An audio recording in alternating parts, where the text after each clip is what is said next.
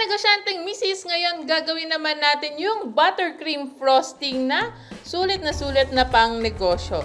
My name is Nina Bacani, ang iyong negosyo mami. Kaya naman, simulan na natin. Naglagay na ako ng 1 pack or 225 grams ng unsalted butter.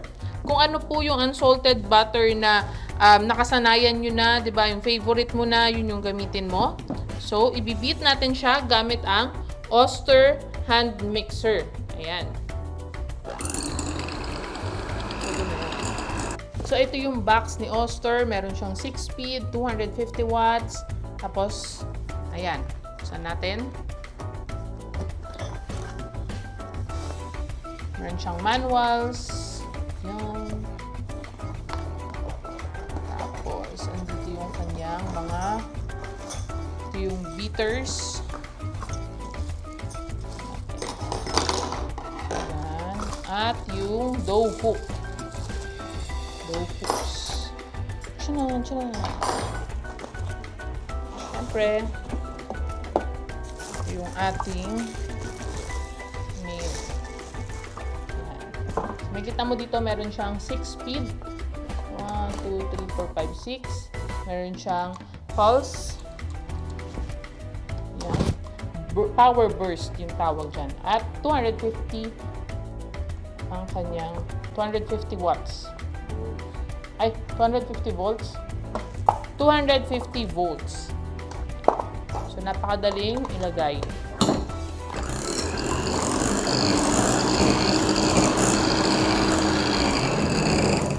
Okay. Kapag light na yung texture niya, yung color pala niya, tapos na-blend na natin, na-mix na natin siya.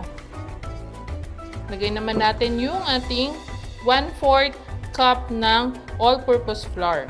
Ay, 1/4 cup ng all-purpose cream. Beat lang natin sila.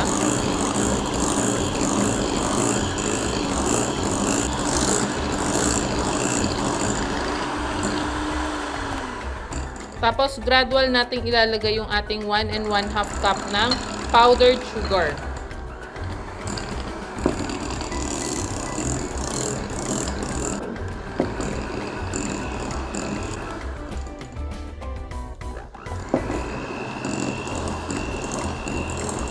Bago ka sa channel ko, i-click mo na yung subscribe button sa baba at i-hit mo na rin yung notification bell para updated ka pa sa mga negosyo recipes natin. Yan. So, i-beat lang natin ulit.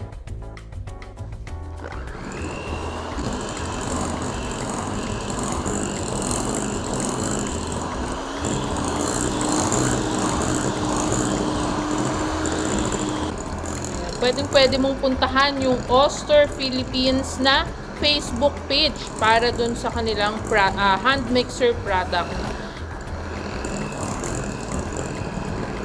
Itong gamit kong hand mixer ngayon matagal na to sa akin na Oster. So, yung tibay niya is subok na para sa akin. Ayan. Siyempre, lalagyan natin yan ng vanilla.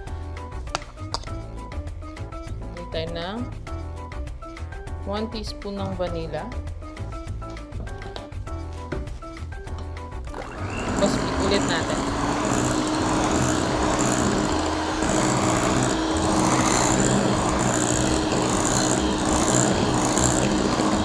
So, ito na ngayon yung ating buttercream frosting. Ngayon, pwede mong hatiin to. Depende sa theme, di ba? Or gusto mong flavor. Pwede mong lagyan siya ng flavor. Patakan mo lang ng flavoring or pwede naman yung ating chocolate, no? 1/4 cup yung ginamit ko, melted chocolate. So, halo mo lang siya.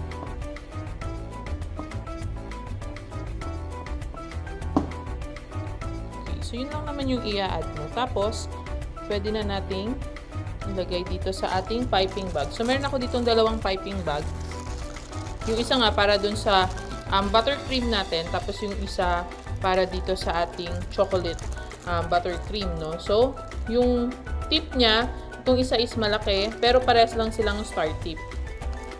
Okay, so ito muna ang ating buttercream.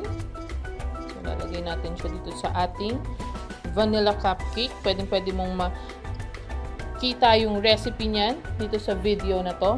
Yan, check mo lang. So, pwedeng ganyan. Okay. Pwede rin namang ganito lang. Tchanan! Diba?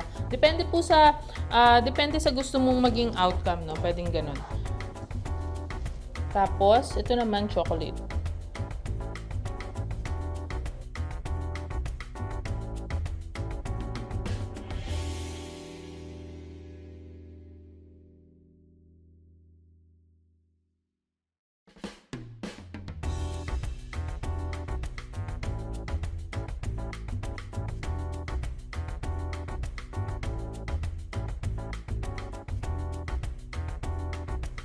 At para sa costing or puhunan natin dito sa ating frosting, ayan. So, ang puhunan ko dito is 59.3 pesos lang. Ayan, 'di ba? Napaka sulit. Tapos ang magagawa ko, meron na ako ditong makagawa ito ng 24 or 26 cupcakes. Kaya pa ng 26. So, depende po sa pagpa-pipe mo, no? I-check mo yung description dito sa baba para sa breakdown ng ingredients natin at saka costing. At syempre yung timestamps na rin.